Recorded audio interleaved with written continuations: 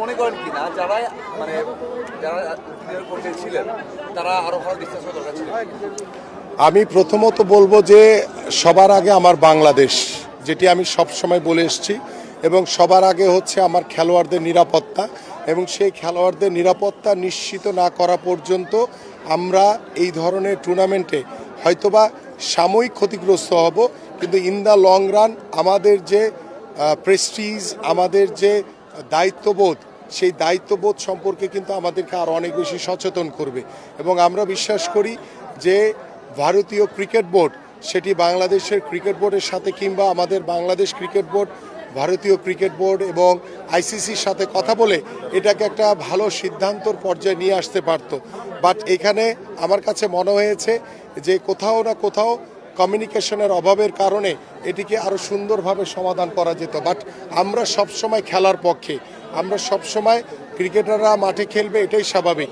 একটি আন্তর্জাতিক বিশ্বকাপের মতো টুর্নামেন্ট যখন বাংলাদেশ দল দীর্ঘদিন ধরে বিশ্বকাপ ক্রিকেট খেলছে এবং বাংলাদেশ ক্রিকেট বিশ্বে অত্যন্ত মর্যাদাশীল একটি অবস্থায় রয়েছে, সেইখানে কার ল্যাকিংসের কারণে এবং কেন এই ধরনের কমিউনিকেশনের অভাবে আমরা এই ক্রিকেট থেকে আমরা দূরে সরে আসছি বা কেন আমরা খেলতে যেতে পারছি না, এটাকে যেহেতু আমরা সবার আগে আমাদের নিরাপত্তার কথা বলেছি, সবার আগে আমার বাংলাদেশের কথা বলেছি, সেটাকে প্রায়োরিটি রেখে আমরা এটাকে হয়তোবা কোনোভাবে সমাধান করার সুযোগ ছিল কিনা সেই বিষয়টি আমাদের মনে খতিয়ে দেখা দরকার।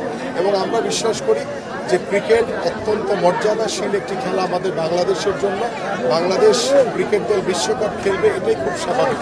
কিন্তু যেহেতু একটি নিরাপত্তার ইস্যু রয়েছে এখানে, আমাদের সবার আগে বাংলাদেশের ইস্যু রয়েছে, সেই জায়গা থেকে আমরা আমাদের জায়গা ধরে রেখে আমরা এই ক্রিকেট বিশ্বকাপে খেলতে যাচ্ছি না।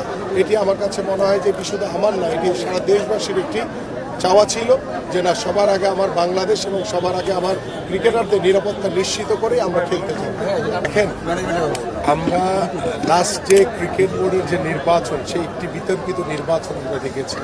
সেখানে আসলে আমি বলতে চাই না, বাট তারপরে কথা প্রসঙ্গে চলে আসে যে ক্রীড়া উপদেষ্টা যেভাবে সরাসরি ক্রিকেট বোর্ডকে মানে কলঙ্কিত করেছে, ক্রিকেট বোর্ডকে প্রশ্নবিদ্ধ করেছে, আমাদের সেই অনভিজ্ঞ ক্রীড়া উপদেষ্টা সেটা না করলেও পারতেন।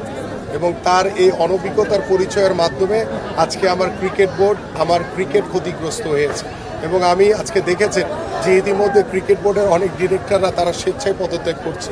এটি কেন? কারণ এই ক্রিকেট বোর্ডের প্রতি বা ক্রিকেট বোর্ডের যিনি প্রেসিডেন্ট হয়েছেন তিনি বাংলাদেশের এক সময়কার লিজেন্ডারি ক্রিকেটার ছিলেন, বাট তিনি সকলকে নিয়ে কাজ করার মাধ্যমে যে ক্রিকেটটাকে সমৃদ্ধশালী করবেন তিনি সেটি না করে তিনি ক্রীড়া উপদেষ্টার অত্যন্ত অবগত অনুগত হয়ে ক্রীড়া উপদেষ্টা যেভাবে বলেছে তিনি সেভাবে তার মতো করে ক্রিকেট বোর্ডকে সাজিয়েছেন। এবং ক্রিকেট বোর্ডে এমন কিছু যারা ডিরেক্টর হয়েছে আমার কাছে মনে হয়েছে যে তারা ক্রিকেটের কও জানে না, তারা ক্রিকেটের সাথে কখনো সংগঠক হিসেবে কাজও করেনি।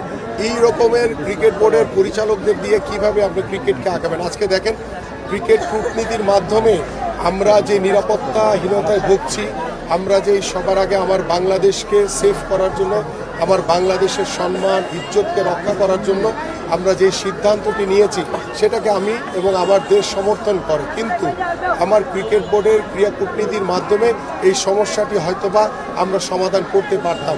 আমরা হয়তোবা ভারতীয় ক্রিকেট বোর্ড বা আইসিসির সাথে কথা বলে এটার একটা শুরু আমরা বের করতে পারতাম, কিন্তু সেদিকে নজর না দিয়ে তারা তাদের মতো করে নিজেরাই আলোচনা করে তারা সিদ্ধান্ত জানিয়ে দিয়েছে। বাট এটি যদি আমরা আইসিসির সাথে আরও সুদূর প্রসারী যদি আলোচনা করতে পারতাম তাহলে আমার কাছে মনে হয় যে এই সমস্যাটি হয়তোবা একটি সমাধান হওয়ার সুযোগ ছিল।